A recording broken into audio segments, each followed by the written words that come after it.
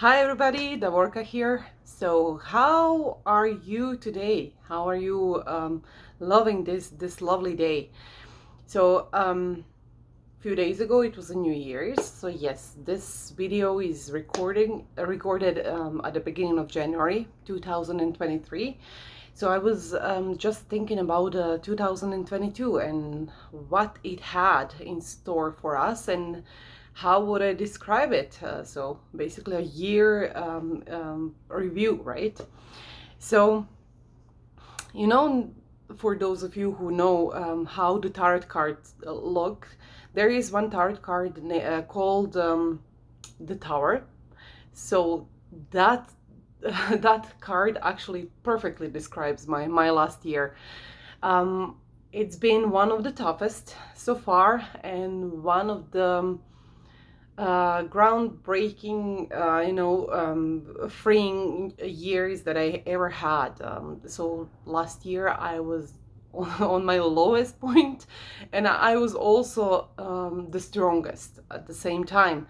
Not the same time, but in the same year. So, for example, last year it started with me being really extremely depressed in a really bad way mentally. So what happened before that? COVID is of course here. COVID happened before that, and we were all closed in our apartment. Most of the time we had COVID restrictions, so that meant do not go outside unless you really really have to. And we were living in a two-bedroom apartment. It was a nice size, but at the time it was, well, it was five of us.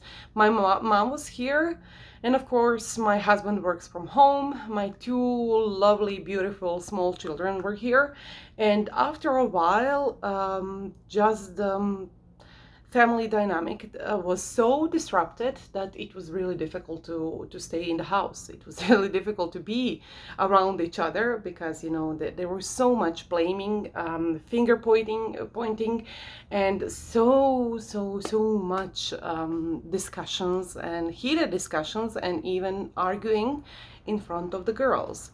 And it was not the best area to be and the best place to live. But guess what? We survived. So also that happened. I was up until the late 2021. I was on my maternity because I had a baby at the end of 2020. So my maternity fee was not coming in anymore, so I was supposed to find a job. It was time to do that. However, with all the COVID restrictions, it was quite difficult to find something that was okay and manageable with two kids. And you know what? Even what I did go for the interviews, I was declined. So even though if I didn't really wanted a job in my previous experience, I would get the offer at least.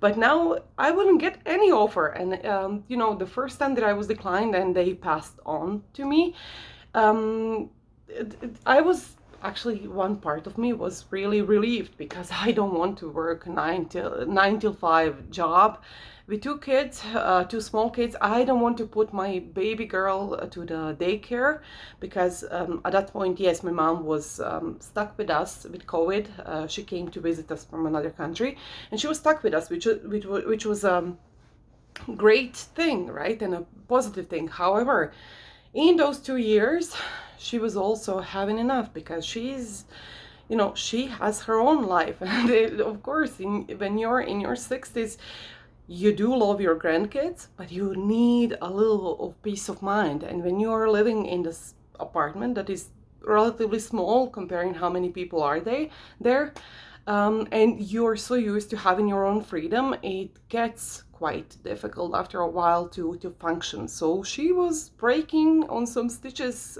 quite often, and also we were breaking on our stitches quite often, and it was really not a nice place to be honest. And then on top of that, I cannot find a job. And on top of that, we are still waiting for our status in here, immigrational status, to be confirmed, because we have been waiting for a long, long time. Now we have been here for 10 years. And last year we were waiting and waiting and waiting, and like basically, couple of years waiting off, just confirmation of the status, because everything is done. Only the other part needs to do their job, and nothing. Now nobody even, contacted us. Nothing. Our case was just on standstill. And then I met some people, and those people, and some of the people were even my clients, because I was in a similar industry helping my clients. And my clients who applied like 5-6 months before, they are already at the end of their immigrational journey. And I was like, we are waiting for 3-4 years, what's happening? And I try to connect with them. I try to call the people who is in charge. But you know what? When you're dealing with immigration, most of the time you cannot get to the right person. Like 99% of the time you cannot get to the right person. So I was tossed around. I didn't get enough information, or I would get the information that I already have, or information that don't give you any information. Basically, it's the basic politic bullshit that, after a while you feel drained, you feel unvalued, you feel unwanted in the country that you are living, and you have children there, and you're really a good part of the society.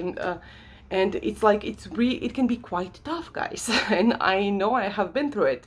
So one thing led to another, and also on top of that, we actually so end of 2021, a few months before that year end, we actually met few people, two couples, and we started hanging out with them. We were really excited, because we desperately needed company, and it was really good, and we were so happy. And it seemed that we were not the only one that they share our opinion.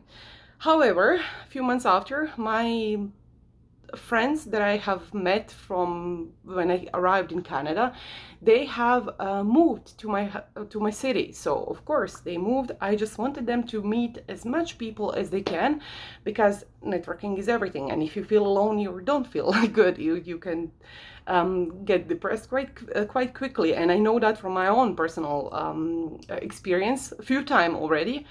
And I connected them. They clicked right away, and I was so happy. That's great. But what happened?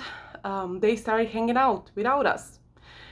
So I guess we were way out of our head when we thought that we are on the same page. I guess we were not. And basically, few things happened, not just that. And basically, after a while, we just, we saw that we are on the border of that friendship, because those guys became friendship, and we were out of that story. We were contacted, and they called us only to come for the big gatherings, like like a birthday party or something else, when it was not just friends, but family and other people and acquaintances, and so that was quite a hit. And then I actually tried to say what was bothering me to this friend of mine that I knew from way before, who just moved here. And then she told me that she thinks that I'm too sensitive and I'm just imagining things. And I was like, wow, okay, like, can you devalue me even more? Like, thank you. So I actually started questioning with all of that. I started questioning, like, am I a good person? Do people even like me? Like, what's the point of me being here? Because, like, who am I? I'm not contributing anywhere, because nobody wants to hang out with me. They would rather hang out with other people than with us. And I'm like, what's wrong with me? Like, why do I not fit in anywhere? And then the troubles at home with my family, and I was like, oh my god, like, can I not offer my kids a perfect and loving environment, because this is bad, this is going even worse. And on top of that, we were so while I was working, we managed to save some money, and I was so proud of that, because we finally have some kind of starting point. And then COVID hit, and then of course I lose my maternity fee, because I was supposed to find a job, and nothing of that happened. And then we were thinking, like, I told to my husband, like, if we don't do something, because our biggest dream was to have something of our own. We were renting at that point. And I'm like, if we don't do something right now, because this money that we have is starting to melt. So if we don't use it for some kind of, investment, like buying a property or something, we're just going to lose that money. We're going to melt it to the life's demands, and what then? Like, we're back to the start, And then we decided to go and find a house, and believe me, guys, we searched for, I believe, 4, 5, 6 months, something like that. And unfortunately, the market was so crazy, and basically, and especially, we even went to distant city, which was still in the same province, to check it out. But like, our luck was that a couple of weeks before we even started checking it there, the prices went from like 100 to 200% up. So that led us to check out the sheds, basically. So the properties that would not accommodate all of us, would not be okay for all of us, but we were like, okay, we're even going to go with that, because it's going to be our own, it's our own property, it's our own investment, it's worth something. It's not you giving the money for the rent and you're never going to see it again, so you have something. So even that didn't happen. Even the worst of the houses that were in the worst state, they were, even that we didn't get. So our money was not of any worth there. So all of these things, I personally started sinking. I felt like I have been swallowed by quicksand, and I'm just sinking deeper and deeper and deeper. And it got so bad to the point where I was actually thinking of the validity of my life. Like, why am I even here? Should I end it all? Like, I'm not going to, like, because I'm not contributing to anything. Like, what? Like, everything felt so bad to me, although it was not. But at my point of view, my focus was that everything is tumbling down and everything is like really bad. So the only point in my life, and the only thought that actually snapped me out of it, and I'm really grateful for that, is that I do have 2 beautiful girls, and they are my world. They are really my world. And as soon as I thought the thought, like, who would even miss me if I'm gone? They were like, "You're girls." It felt like the intuition or my guidance or my angels were telling me, like, do not even go there mentally, because you would be missed. Maybe, maybe not by those friends, let's say it like that, but you do have 2 little angels that you brought to this world, and it's like, they deserve to have the best start they possibly can, and I'm the one who has the obligation to give them the best start I can possibly give them. And also my obligation is to be their support throughout my life and throughout their life, whenever we are here. So I need to be there for them, because they deserve the world. And and especially they are girls. Come on, girls have it, unfortunately, a little bit more difficult in this life, and they need their mom. They need somebody who is always there for them. So if you off yourself right now, what is the message that you're going to give to your girls? That they're not important enough for you to stay here. And that just killed me. That was like, no, like, I'm not ever going there again, ever, because even if I don't have any other reason to live, I have them. I have my little family, I have my girls, you know. And for those of you who don't have somebody like that, you don't have kids or something, you do have somebody. You always have somebody. Maybe you have a cat, maybe you have a dog. You always do have somebody. But again, if you don't have anybody else, you have yourself, because you deserve to have the most beautiful life there is. It only depends on your focus. So once I changed my focus from that, and I have to say, at the beginning I was a little bit upset with these friends. I did felt used, devalued, and betrayed at one point, because they did made some promises later on that they didn't keep at all. They I guess they just forgot that they made them, because we were not important, the one to keep the promises to.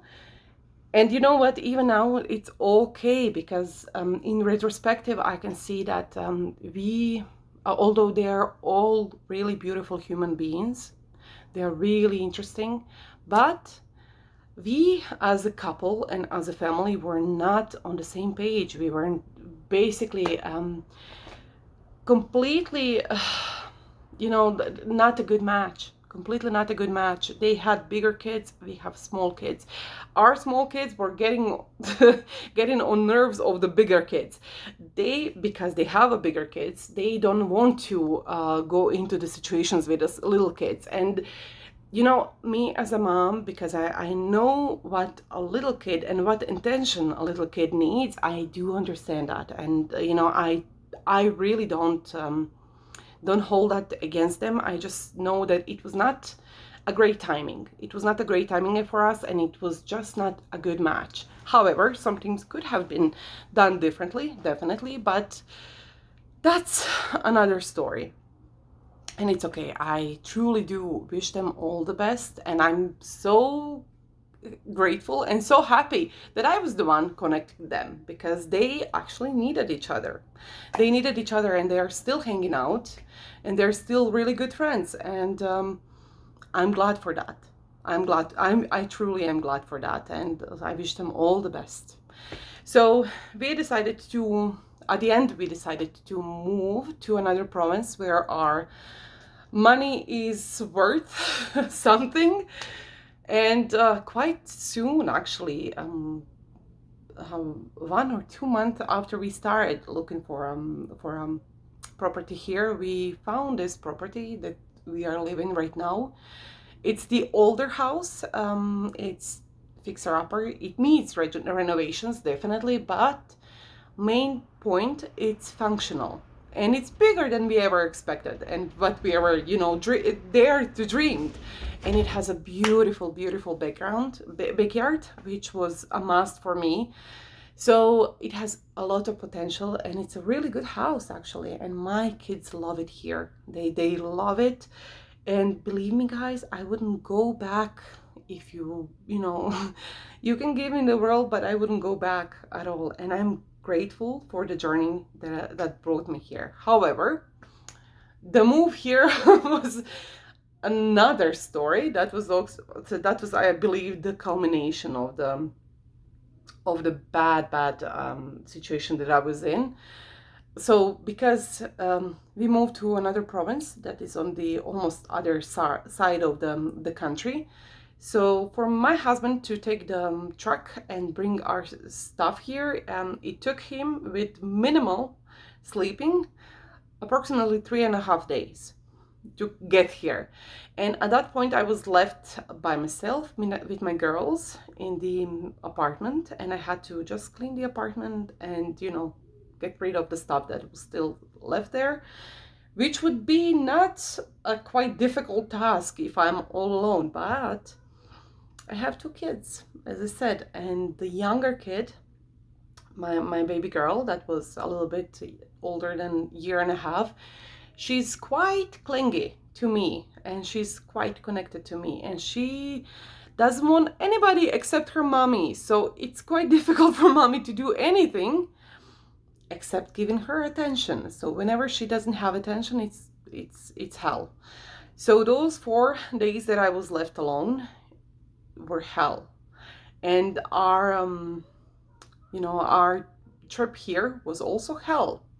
So when I finally came to this house, I was mentally and emotionally drained. I was working on fumes. I was even physically, I was just working on fumes.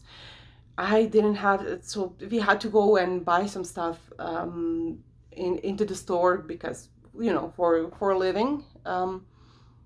I didn't have strength to go there with my kids. If my kids would say just one thing, I would just lose it. I couldn't. And my husband saw that I was like really bad. And we were talking about, me going into some hotel motel somewhere, just for one day, just to sleep because I need to get back of my strength. But then again, I was thinking that takes money, and we are really, all the money that we have has to go for some of the initial repairs that we have to do here. And after that, we are really just on his one income. So I said, like, if I don't have to spend any more money right now, I'm gonna figure it out. And I really tried. But after a month of being here, I just snapped. I found myself screaming at the stupidest thing. The way that I acted was not was something that you see in the movies, and I couldn't recognize myself. It felt like I was screaming at my husband, and then later on at my 5-year-old daughter, the love of my life. And it felt like I was seeing myself from outside of myself and like saying, who are you? Who are you? Like, is this the person that you want to be? Is this the mother that you want to be? Look at your kid. Look at her eyes. Like, and I just saw that I was like, okay, enough is enough. I need to change something because I'm so miserable. I was so miserable, guys. One part that I didn't mention is like, so after the second child and the COVID hit and everything, I didn't lose a pound. So I lovingly accepted all, not lovingly, but accepted all of the leftovers of my pregnancy. So basically, this is the biggest that I have ever been. And a lot of times, and for a long time, I didn't want to face myself in the mirror. My looking at the mirror was like, okay, that's it. Just put mascara on and run away. Don't look at yourself. Really, do not look at yourself. I'm still at some level avoiding cameras, avoiding talking to some people, avoiding certain conversations because I don't like the way that I look. And so that was also one of the things. So whenever you are really down and you get to that really bad feeling, it's not one thing. It's culmination of multiple things. It's always culmination of multiple things. So for me, it was just one thing after another, until I hit the ground hard. And then I had a choice, or continue sinking and just disappearing, because I started to shrink myself as much as I can and hide myself as much as I can from the world. So that was one option. The other option is, okay, dust yourself up, get up and move on, because you deserve it. It was not just that my girls deserved and my husband and my mother, that we all deserve the best version of me to have in their life and to communicate and everything. The person who deserves it the most is me. And I don't want to be miserable bitch anymore. And I was so miserable. I cannot explain to you how miserable I was. And that was, I believe, noticeable for people who knew me from before. There was not enough joy in me that I usually had. So I was just miserable and faking it. All the time faking it and just hiding. So after this episode with my girl happened, I decided that I need to change something. And then I saw on Facebook the commercial about Time to Thrive Challenge, Dean and Tony. I didn't know much about Tony, to be honest. Dean, I have never seen him before in my life. But Tony, I heard about him. I never followed him. And then I saw it and I was like, no, I just disregarded it. And then a few days later, I saw on YouTube, it just pops up for me, you have the recommendations. And it was basically one interview with Tony. And I started listening to him and I'm like, okay, I'm going to give them a chance. And then I went for this, I signed up and I went for those, I believe it was 5 days. And after that, I did the craziest thing in my life.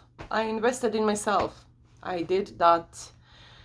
I paid $1,000 to get that time to try challenge.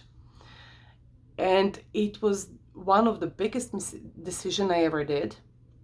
And I'm so glad right now because to be honest, that was the first time that I actually allowed myself to do something just for myself, to spend what I saw at the time. I still do. I'm still not over that, but a big amount of money on something that doesn't have any promises. Actually, it has only promises, but there is no certainty that I'm going to make it. So I did it. And then after a while, after I finished the course, it took me a while again. And this is all just inner struggle and, you moving to a better place. And then I finally got back to the seeing possibilities of my life. And after that, I just, it just led to another thing and to another thing. And then I finally figured out, okay, I don't want to work 9 till 5, and it doesn't work for me. I feel like I'm going to jail if I have to go, even if it's the best job there is, because I had a job like that. But just to have obligation to somebody else and to ask somebody else for the free time, or to stay at home if your kid is sick, I felt like I was struggling, like somebody strangling me whenever I just thought about it. And I was like, okay, then what's the solution? Because, you can always sit at home and do nothing and just be a mom. That's okay if that's okay with you. But for me, I need that another aspect of life, of being professional, of helping other people. And up until then, I didn't even think about becoming a life coach. I thought, it was not in my dimension of thinking. It was not at all. And after that, actually, I started learning about life coaching and everything, and I got to discover that I actually did it my whole life. I was even a life coach to this friend of mine that moved to that city because she had her own ups and downs, and whenever she needed me and my advice, I was there. I was actually doing a life coaching with her. But I never called it like that. I never saw it like that. And that's what I did. And I have, when I think about it, really a really good track record of helping people. And then I was like, oh my God, what am I doing? Like, this is my calling. This is my future. And I'm so grateful to listen to that inner knowledge. And I'm so grateful that I am here where I am today, and I'm at the beginning of my business, but it is my business, and this is the first time that I can actually say without being, comprehensive and feeling the imposter syndrome. This is me. This is my life, and this is where my life led me up until now, and I'm so grateful for last year the way that it was, because I had to, I had nice ways of life showing me where I'm supposed to go, but I was so blind to it. I didn't want to see it. I didn't want to see. And now I finally, because of this situation, I was forced to see. And I'm so grateful that happened, because now I can say dynamic in my household is completely different. My girls, we still do have some challenges with, parenting and growing up, which is completely fine, which is normal. And I actually, in a way, looked forward to it, because in that way, I'm growing as a mother and my kids are growing. as little persons, and they're showing their personality every day. But yeah, I'm so grateful that I am here where I am, and I don't have any ill feelings about anybody from my past. You know, some things were not fine the way that they were done, but it's okay. It's just semantics. It's just semantics. What's really important is that, I'm moving forward and they're moving forward and everybody is so moving forward. And, I feel better in my skin again. And I know that this plump, cheeks and extra on my skin and extra muffins and muffin tops are going to go away. And this is just something that has been built up here from before, and it's not my state as of today. It's my state from yesterday, which is dying. It's done. It's going. So I'm looking forward to what tomorrow brings. And you know what? I do know this is a long, like a long video. I believe this is the longest video that I have ever done, and I'm actually going to publish it. I don't care. I do hope that somebody will get some really good insights from here, because you never know what tomorrow brings and why some shitty things that's happening in your life are happening, because you need to get to the next level of yourself tomorrow, and you never know that. So just be optimistic and do not lose faith. Do not lose faith. That's the main and most important thing. Don't lose faith and be optimistic, and things do work out for you. Things actually do. You are meant to be happy. Bye bye. Oh yeah, please do hit subscribe and hit like if you do like my videos. See you on my next video. Bye.